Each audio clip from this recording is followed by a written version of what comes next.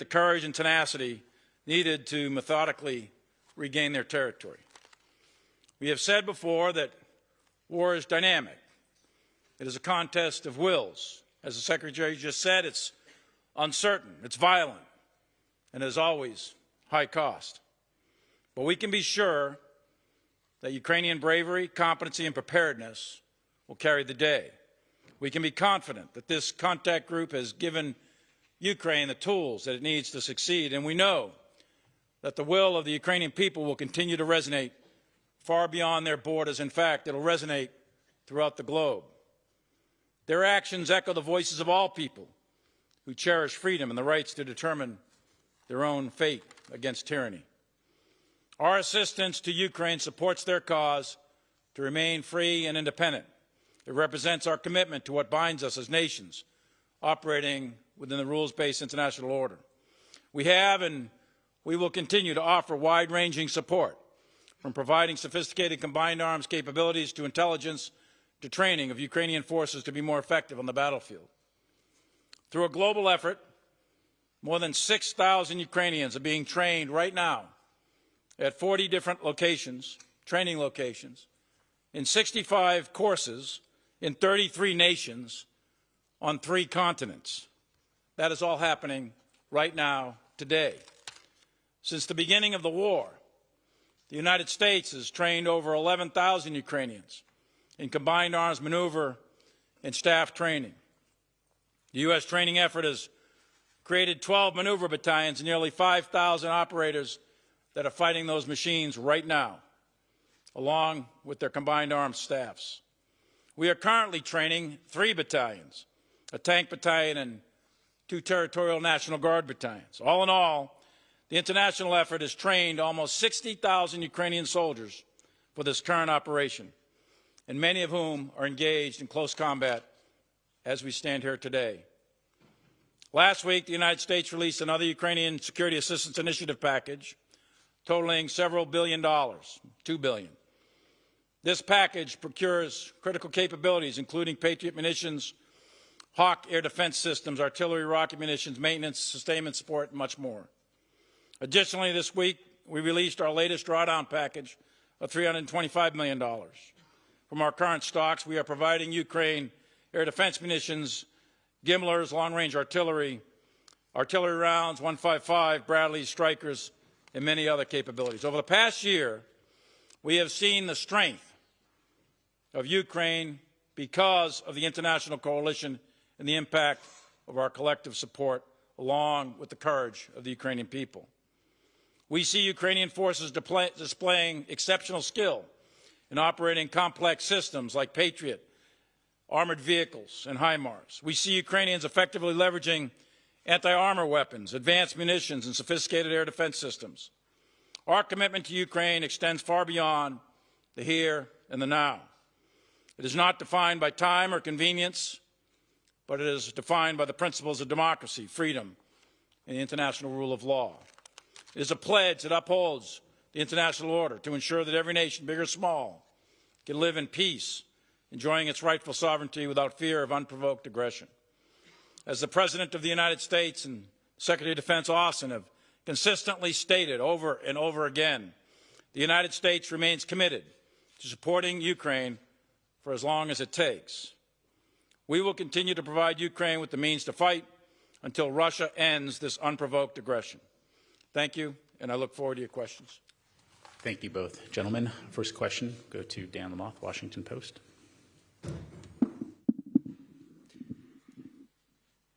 Gentlemen, good afternoon. Thanks for your time today. Question for Secretary Austin, please. We've started to see battlefield losses in this Ukrainian counteroffensive emerge online and otherwise. To what degree do they concern you? And do you anticipate additional commitments of U.S. fighting vehicles to bolster the counteroffensive as it moves forward? And then for General Milley, in light of this counteroffensive, there's the expectation that this could be a grinding, bloody slog that takes many months. To what degree and what kind of patience do you anticipate will be necessary, not just for Ukrainians, but the American people and taxpayers, and the military alliance that is supporting Ukraine as this goes on? Thank you. Thanks, Dan.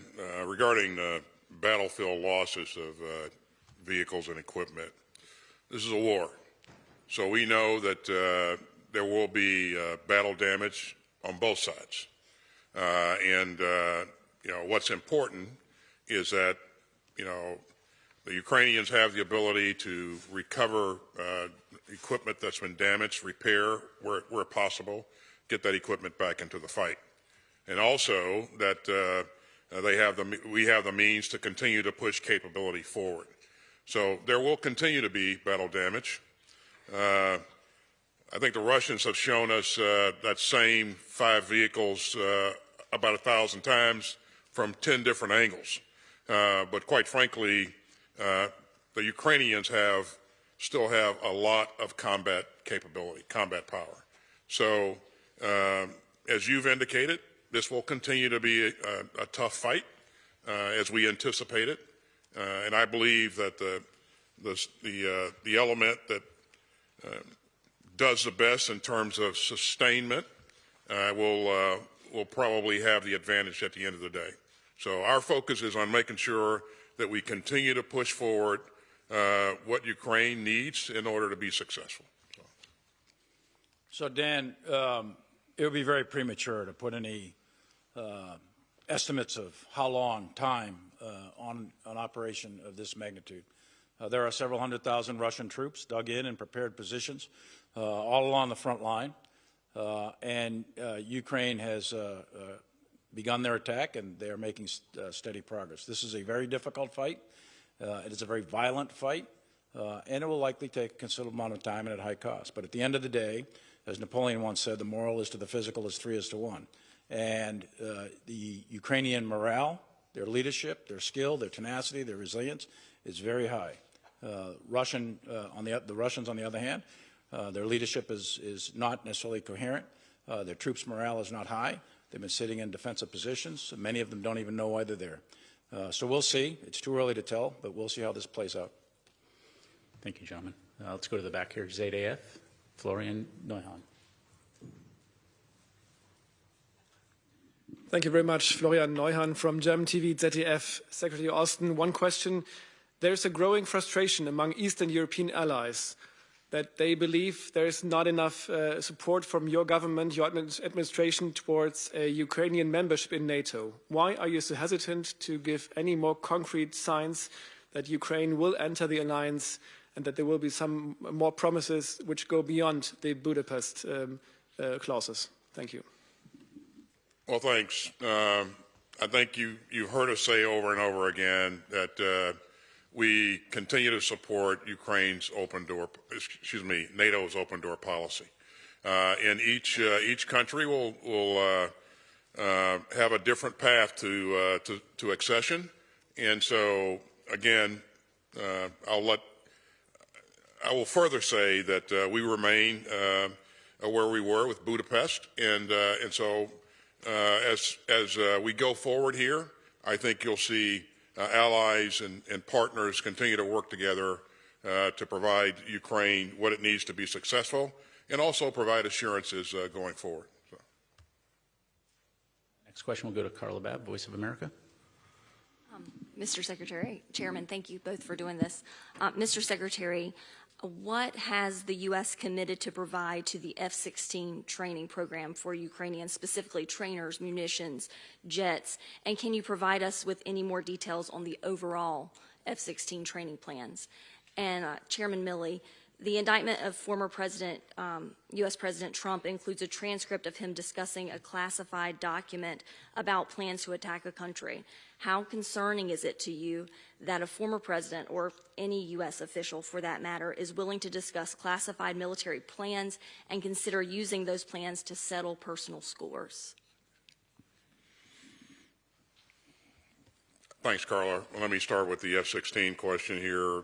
First, let me say how much I really appreciate the Netherlands and Denmark stepping up to lead this consortium. And they are outlining the plan for training. And there are a number of other countries that have joined in and volunteered to help in this effort. And so this work continues. We were briefed today on kind of the outline of the plan and the steps for the way ahead. And I have to tell you that in the 30 days that we've been after this, they have leaned into this in a major way. As you know, the United States will have to provide approval for the training and also some other aspects of this.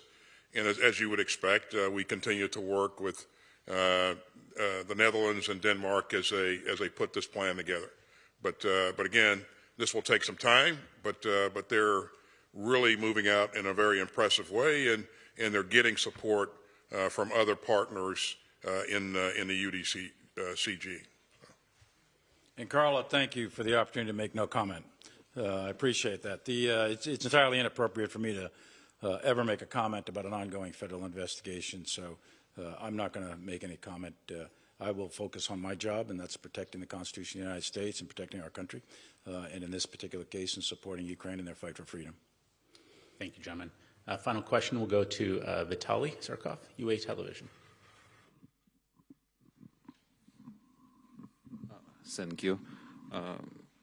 You said a lot about Ukrainian advanced. Which insight did you get from observing this advance? Maybe it could change the way of help, maybe new type of weapons United States could provide. And what your prognosis when F-60 and Abrams could be on the territory of Ukraine? That's it. Thank you. Is that for me or the chairman? Well, we had a session today with a variety of countries. We're early in the planning process. I think there's an intent by several countries that have stepped up to take the lead, Netherlands and Denmark, in terms of the planning. So there's a lot of work left to be done. I think it would be premature to give a specific date on any time that F-16s or any other type of advanced aircraft would be employed in combat in Ukraine. There's a lot of work to do. You have to do language training. You have to do pilot training. You've got to get all the systems set in place. So those wheels are in motion, but we're a ways from completion of that project. In terms of lessons learned, there are key lessons learned in every fight, and we always encourage our partners to capture those lessons learned and adapt as required. Fights are dynamic. Squads and platoons actually fight the fight. Everybody else on the battlefield supports it. And so what those squads and platoons are doing and seeing and learning, how they're employing supporting fires and all of that, again, we incorporate those insights into the training that we're doing for follow-on forces. And so the Ukrainian military is a learning organization and an adaptive organization. And we see continuous adaptation on a daily basis. It's been that way from the very start. And as the battlefield dynamics have changed over the weeks and months, we've worked with the Ukrainians. We've also changed in terms of kinds of things that we're providing them. And it's been successful. And the evidence that it's been successful can be seen in where the Ukrainians are today on the battlefield. Mr. Secretary, General Milley, thank you very much, gentlemen. Ladies and gentlemen, this concludes our press briefing. Thank you. Okay, thanks, everybody.